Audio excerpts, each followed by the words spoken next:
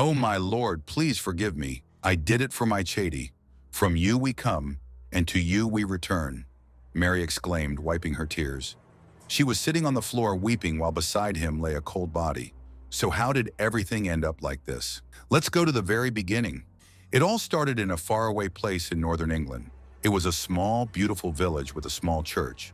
People were mostly farmers, and they attended church daily. They lived peacefully and there were hardly any crimes. Everyone knew each other and was always there to help each other. Jack and Elsa were a beautiful couple who were married for over 10 years but were still childless. Jack had accepted that Elsa was barren, but he still loved her very much and didn't opt for a second marriage. One evening, Jack returned home to find his wife lying on the ground. He quickly ran to get the doctor from the nearby village. Upon examining her, the doctor gave the good news to Jack that Elsa was pregnant. They were extremely happy. Elsa vowed to give her child to serve the church, and Jack supported her. They believed that it was a miracle from God, and their child should be a servant of the church so they could show their gratitude. As the day went by, Elsa got weaker due to pregnancy. Jack did his best to keep her healthy, but God had other plans.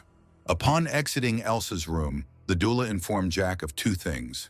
First, he was now the father of a pretty little girl, and second, Elsa was unable to make it. Jack was devastated by Elsa's death. He loved her deeply and couldn't bear the loss. Overwhelmed by grief, he began to believe that their daughter Mary was cursed. His life spiraled out of control, his home became a mess, and he frequently found solace in alcohol. One day, Jack's mother visited. She was shocked to find the house in disarray, with clothes, dishes, and dirt everywhere. Jack was drunk, and Mary, only a baby, was crying incessantly.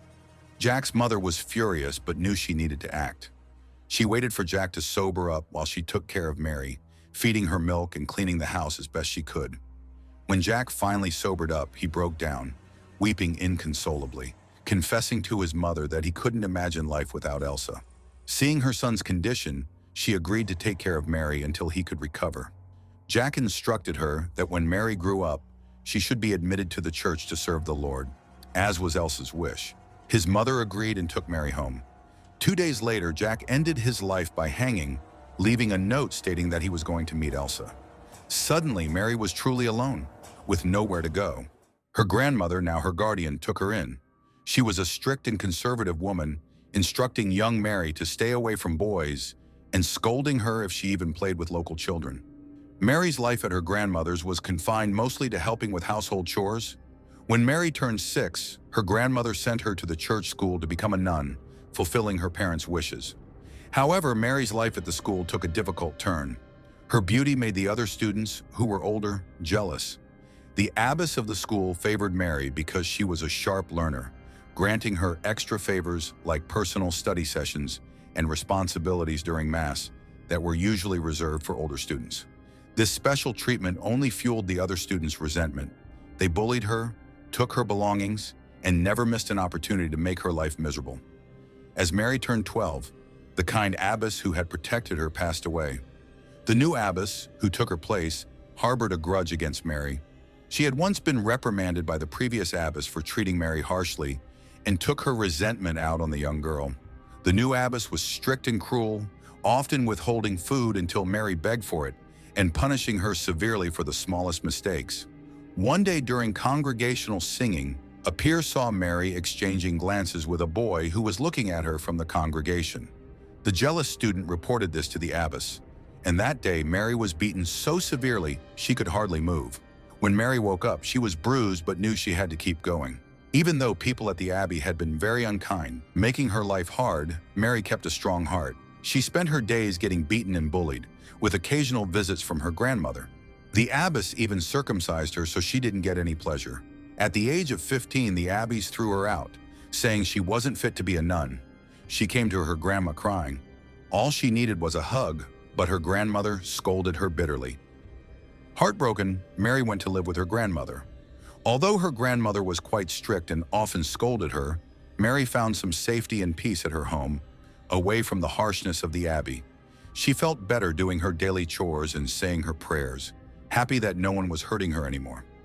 One day, her grandmother told her that she was getting too old to take care of Mary and that it was time for Mary to get married.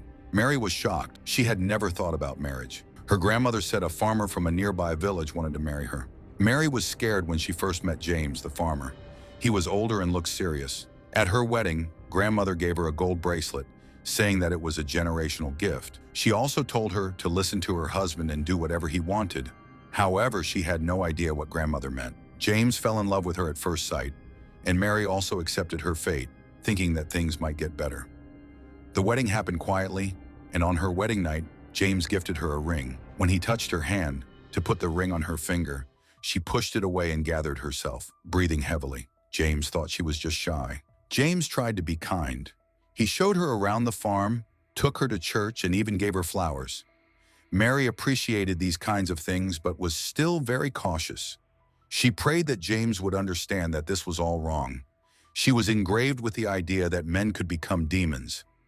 James soon started getting frustrated and would shout at her. He asked her why she couldn't show him the love he felt for her and why she didn't want to make love with him. He tried telling her how children are born, but Mary got disgusted and thought he was lying. One day after a good harvest, James was drinking with his friends and spilled his problem. They made fun of him and called him weak. One of the guys suggested that maybe the use of force would teach her about the pleasure she was missing. That day he went to Mary, and they fought. She denied him intimacy. He got angry and told her to knock it off. He tried to console her by hugging her, but she pushed him away. This angered him, and he tried to grab her and unbutton her shirt, but she started shouting and praying heavily. James left the room angrily. Mary thought that this was the demonship everyone told her about, and now James was going to do something horrifying. Mary decided it was necessary to protect herself from what she believed were her husband's sinister intentions. That night, while he was sleeping, Mary found herself praying with tears in her eyes. She asked God for a sign to guide her. Just then, a crow crashed into her window. When she went to check, she found the crow dead outside. Interpreting this as a divine signal, she cried bitterly, convinced that drastic action was needed. She went out of her room, opened the door. On the porch, there were all the tools that James used. She took his axe and went back to her bedroom. As she looked at James with tears in her eyes and saw James sound asleep, she felt a calmness. Mary took the Lord's name and struck her husband multiple times. As blood squirted all over the bed sheets and bedroom wall, Mary fell to the ground without any remorse. The next morning, the villagers found her crying beside her dead husband. In a panic and trying to cover her actions, she told them to call the sheriff, claiming there was a theft attempt in the house. The sheriff arrived to investigate, as even small crimes were rare in their quiet village. The community was confused and shocked by the incident. People felt sorry for Mary as she lost her husband in just a week. One day, a neighbor who frequently borrowed tools came over to borrow Mary's axe. At that time, Mary had gone to visit her grandmother. It was common in their village not to lock doors, and people often entered homes to borrow items as needed. The neighbor took the axe and brought it to her husband to sharpen it, as they needed to use it for work. However, as he cleaned and sharpened the axe, he noticed strange stains on it. Upon closer examination, he realized they were bloodstains. Horrified, he quickly informed the sheriff about his discovery. The sheriff reopened the investigation with this new evidence, which led directly back to Mary. She was arrested and tried for her husband's murder. Throughout the trial, she insisted that what she did was guided by a divine sign, and it was to rid the world of evil. Despite her pleas, she was sentenced to death. Even at her last moment, Mary remained firm in her belief. She kept saying she did it for the Lord, hoping that her actions would be understood as an act of faith and desperation, not spite.